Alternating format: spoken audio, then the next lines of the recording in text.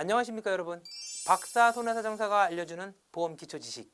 오늘은 그 두 번째 시간, 바로 보험계약의 성립과 책임 개시입니다. 여러분들, 우리가 보험계약법이라 부르는 상법 제4편, 상법 제4편의 첫 번째 내용도 바로 보험계약의 성립입니다. 상법 제638조 보험계약의 성립에 대해 설명하고 있습니다. 그렇기 때문에 우리도 보험의 기초 지식의 첫 번째로서 무엇을 보느냐? 바로 보험계약의 성립에 대해서 우리가 같이 보도록 하겠습니다. 그래서 보험계약의 성립이 뭐냐? 그리고 책임질 시점은 언제냐? 우리가 이것을 먼저 보고 가도록 하겠습니다. 이 두 가지가 보험에 대해서 가장 기초가 되는 첫 번째 당이 되겠습니다. 그럼 첫 번째, 보험계약의 성립이란 바로 이렇게 성립합니다.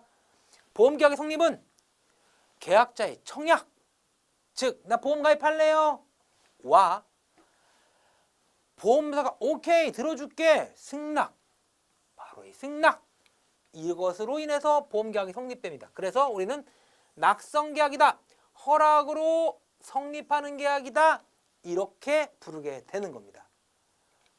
그러면 우리가 실무에서 보험회사가 오케이, 그래 나 보험 가입해줄게, 보험계약 성립했어, 이렇게 해서 성립됐다라는 증거는 무엇을 통해 할 수 있을까요? 무엇을 통해서? 바로 이겁니다. 증권의 발행. 그래서 여러분들 보험 가입해 보셔서 아실 겁니다. 보험 가입하면 바로 그 즉시 증권이 나오나요? 아닙니다. 청약서를 내고 보험회사에서 승인이 떨어져야만 증권이 나옵니다. 그 증권의 발행이 갖는 의미가 뭐다? 바로 승낙이다. 승낙은 이퀄 뭐다? 보험계약의 성립이다. 이런 의미를 갖게 되는 겁니다. 승낙이 갖는 의미는 뭐냐? 그래서 이겁니다. 바로 보험계약이 체결되었다. 그리고 대법원 판례에서는요, 고지할 기간이라든지 또는 무효의 산정 시점, 산정 기준을 바로 보험계약 성립시를 기준으로 합니다. 대법원에서 판결을 보면 보험계약이 성립한, 즉 증권을 발행한 시점에서 보험계약이 최종적으로 성립된 것이고, 그때까지 보험의 자필 서명이 이루어지지 않았으면 계약은 무효고, 그때까지는 고지 의무도 이행해야 되고, 다 그렇게 판정하고 있습니다. 다시 말해서 뭐냐? 이 보험계약 성립, 승낙이라는 게 무슨 의미를 갖느냐?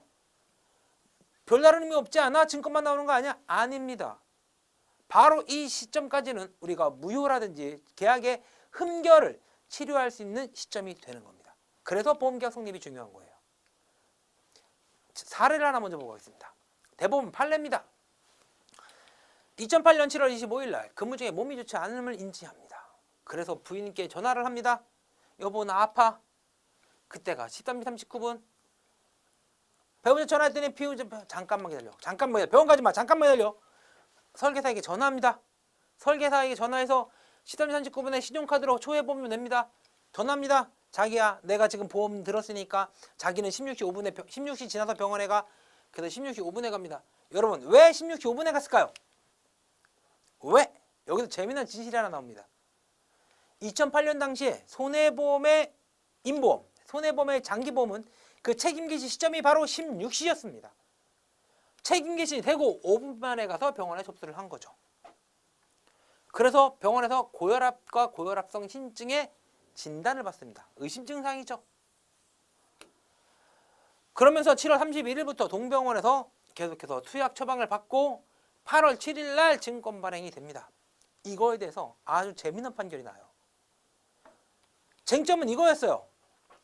아니 이 자체가 계약전 할인 의무 위반에 해당이 되느냐? 질문표에 해당되지 않습니다. 청약서에서 묻고 있는 질문표에 해당되지 않아요. 그럼 얘를 고지상으로 볼 수 있느냐? 고지 의무 위반으로 볼 수 있느냐? 이게 쟁점이었습니다. 법원은 어떻게 판결했을까요? 법원은 바로 이렇게 판결합니다. 계약 성립시까지 고지해야 된다. 즉 계약 성립시 이때 2008년 8월 7일까지는 고지의 기간이다. 계약 성립시까지 고지해야 된다. 이건 제가 주장하는 게 아닙니다. 대법원에서 난 판례입니다. 10년도 안 된 판례예요. 대법원에서 그렇게 판결합니다. 계약 체결 시, 계약 성립 시까지는 고지 의무를 이행해야 되고, 따라서 책임기시 이후에 병원을 갔지만 뚜렷한 역선택이다. 그래서 얘는 보험금을 지급하지 않고 계약을 해지하는 건 타당하다. 이와 관련해서 2020년에 이와 아주 유사한 대법원 판례가 한 개 더 나옵니다. 그 판례는 제가 여러분께 다음 시간에 알려드릴 겁니다. 왜? 한 번에 다 알려드리면 여러분들이 제 강의에 기대를 갖지 않으니까 다음 시간에 이 판례를 또 한 번 소개합니다. 왜? 이 판례를 꼭 소개해야 될 다른 기초이론이 있어요. 여러분들이 여기서 기억할 건 하나입니다. 대법원은 계약 성립 시까지 고지 대상 기간으로 본다. 그런 사례도 있더라. 대부분은 이렇게 안 하지만 그래도 이런 사례도 있더라. 그래서 우리가 고지문을 이행해야 될 시점은 언제까지다? 보험계약 성립 시까지다. 두 번째, 이런 판결도 있습니다. 대법원 판례입니다. 역시 2015년도에 나왔어요. 이 사람은 보험계약 체결 시에 이런 게 있었어요. 계약자가 내연관계입니다. 다른 말로 부첩관계라고 그래요. 사실혼관계 배우자도 아닌 부첩관계입니다. 그리고 내연관계인의 자녀가 대리해서 계약을 체결합니다. 사망시 수익자는 법정 상속인이에요. 즉 내연관계인하고 아무 관계가 없는 사람이 되죠. 왜? 법정 상속인은 내연관계라는 것은 현재 법정 배우자가 있다는 얘기죠. 배우자도 있고 자녀도 있습니다. 그렇기 때문에 법정 상속인인 이 사람들이 상속인이 돼요. 그런데 피보험자가 2011년에 일산화탄소 중독으로 사망합니다. 그래서 이거에 대한 소송을 누가 제기했느냐? 이 사람들이 했어요. 이 사람들이. 법적 배우자와 자녀가 합니다. 쟁점은 이거예요. 피보험자의 동의를 얻은 제3자가 서명하였으므로 계약이 유효하다. 이게 유효한가? 진짜 유효한가? 이거에 대한 쟁점이 있던 판례입니다. 다시 말해서 무엇이냐? 대리인인 계약자와 계약자의 자녀가 대리인으로서 피보험자를 대신해서 보험계약을 체결했습니다. 피보험자도 알고 있었습니다. 그 보험을. 또한 이 사람들은 계약자나 계약자의 자녀는 보험금에 아무런 영향력이 없는 사람입니다. 그럼 이 계약은 유효할까요? 법원에서는 이 계약을 유효하다고 판정을 했을까요? 아닙니다. 이렇게 결론이 납니다. 계약 무효다. 왜 계약이 무효였을까요? 서면 동의는 각 보험 계약에 대해서 개별적으로 서면 동의를 받아야 됩니다. 또 하나, 서면으로 동의의 의사표시를 하여야 되는 시점입니다. 언제까지 서면 동의를 해야만 계약이 유효할까요? 바로 보험계약 체결 시. 다시 말해서 보험계약 성립 시까지입니다. 보험계약 체결 시점, 즉 증권이 발행되고 보험회사가 오케이한 승낙 시점에서 이미 계약이 무효였다면 보험계약을 나중에 추인했다 하더라도 보험이 성립된 이후에 계약자가 추인했다 하더라도 피보험자가 추인했다 하더라도 또는 보험회사가 추인했다 하더라도 그 계약은 유효가 될 수가 없는 겁니다. 제가 왜 이 판례를 소개했느냐? 여러분 잘 기억하십시오. 고지위반 이행 시점, 계약이 무효가 되는 시점 언제라고요? 맞습니다. 보험계약 성립 시, 즉 청약하고 보험회사가 오케이 해서 보험가입을 가입한 시점, 그때가 바로 무효가 되는 것을 확정하는 시점, 고지의무 위반을 확정하는 시점이 됩니다. 그럼 여러분 무효가 됐을 때 손해배상은 가능할까요? 왜? 설계사의 잘못으로 인해서 계약이 무효됐으니 손해배상하라고 주장할 수 있을까요? 어떻게 생각하십니까, 여러분? 법원은 이렇게 판결합니다. 계약이 무효인 경우 보험금 상당액에 해당하는 손해가 발생하지 않았습니다. 즉 무효기 때문에 보험회사가 책임져야 될 보험금이 없죠. 보험회사의 손해배상금은 보험계약이 정상적으로 체결되었을 때 보험자가, 즉 보험회사가 책임져야 될 금액입니다. 그래서 판례는 손해배상도 인정하지 않았습니다. 제가 이것을 왜 빨간색으로 여러분께 강조를 해놨느냐? 타인의 사망을 담보하는 보험계약에서 특히 계약자나 피보험자가 가족관계가 아니라면 여러분들 무효에 특별히 신경 쓰셔야 됩니다. 아니면 정말로 고객들에게 엄청난 손해를 여러분들이 선물하게 됩니다. 꼭 기억해 두세요. 두 번째를 보겠습니다. 책임 개시. 그러면 도대체 보험회사의 책임은 언제 개시되나요? 상법 제664조에 따른 무효. 664조는 뭐냐? 이미 발생한 사고 또는 보험사고가 발생할 수 없는 사실임을 알았을 때 그 계약은 무효로 한다. 이게 상법 제644조입니다. 객관적 확정의 효과라 부르죠. 객관적 확정의 효과.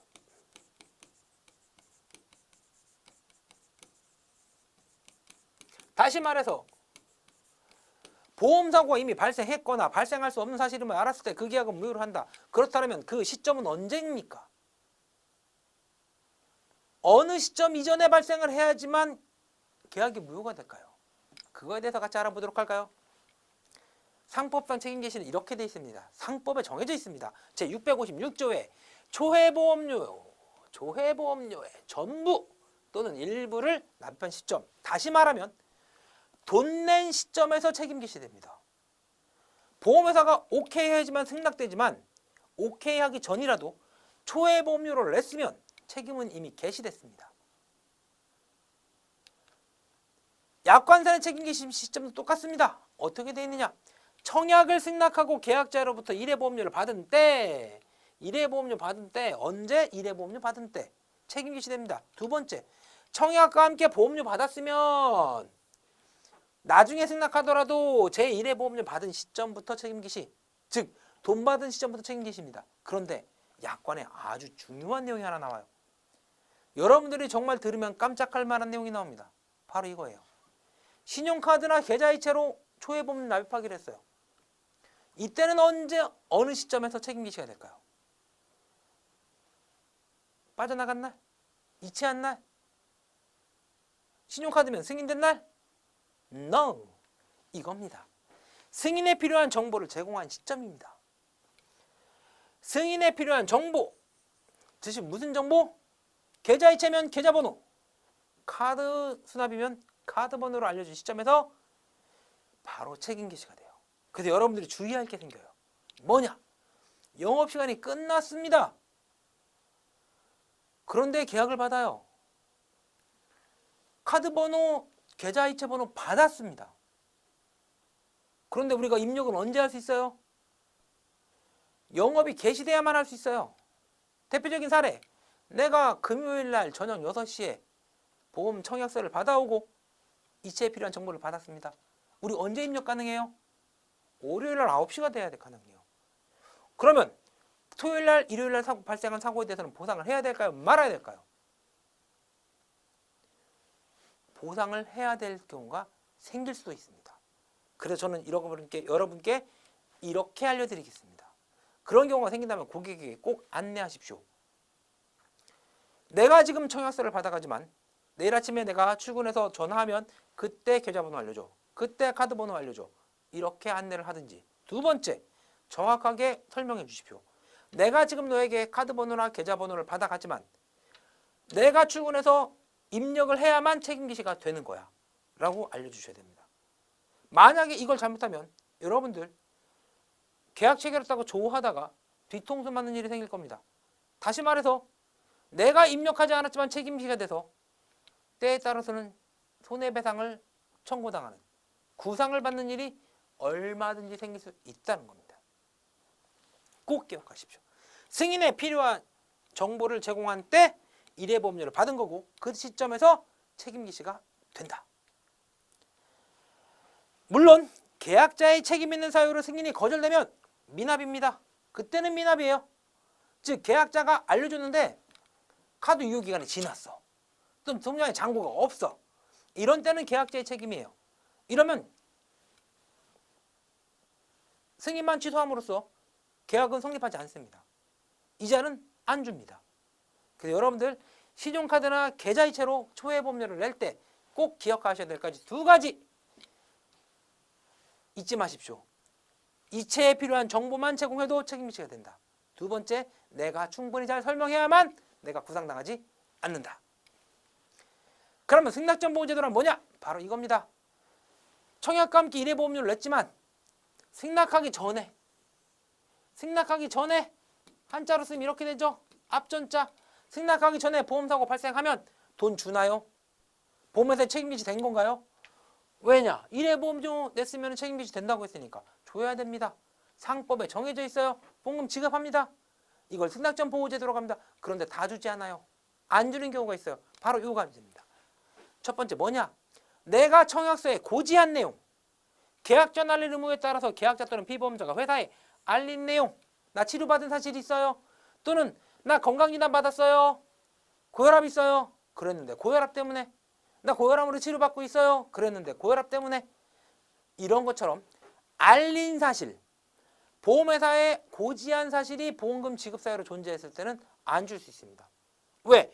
보험회사가 그 사실을 알고 보험계약을 거절할 수 있기 때문에 그래요. 그래서 얘를 거절할 사유라고 합니다. 두 번째, 확인해 보니까 고지의무 위반이 있네.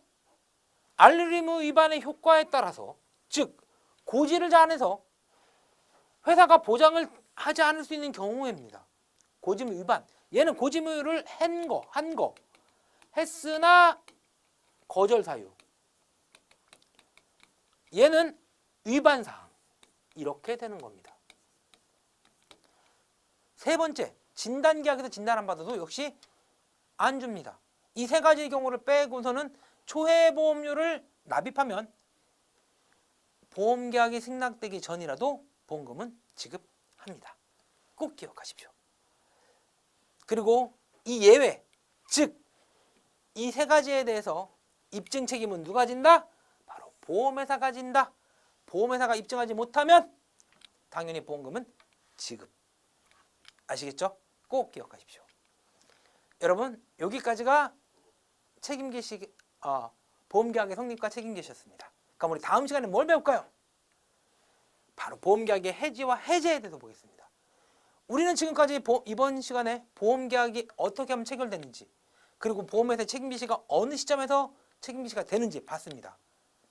즉 상법 644조의 무효도 마찬가지입니다. 책임계시 이전에 발생했으면 무효입니다. 책임계시 이전에 발생했으면 무효예요. 그런데 이렇게 정상적으로 체결된 계약에 대해서 중간에 중지시킬 수 있는 게 있습니다. 바로 해지입니다. 보험을 유지하던 중에 해지가 될 수 있어요. 그러면 다음 시간에는 우리가 이 해지와 해제에 대해서 알아보도록 하겠습니다. 감사합니다.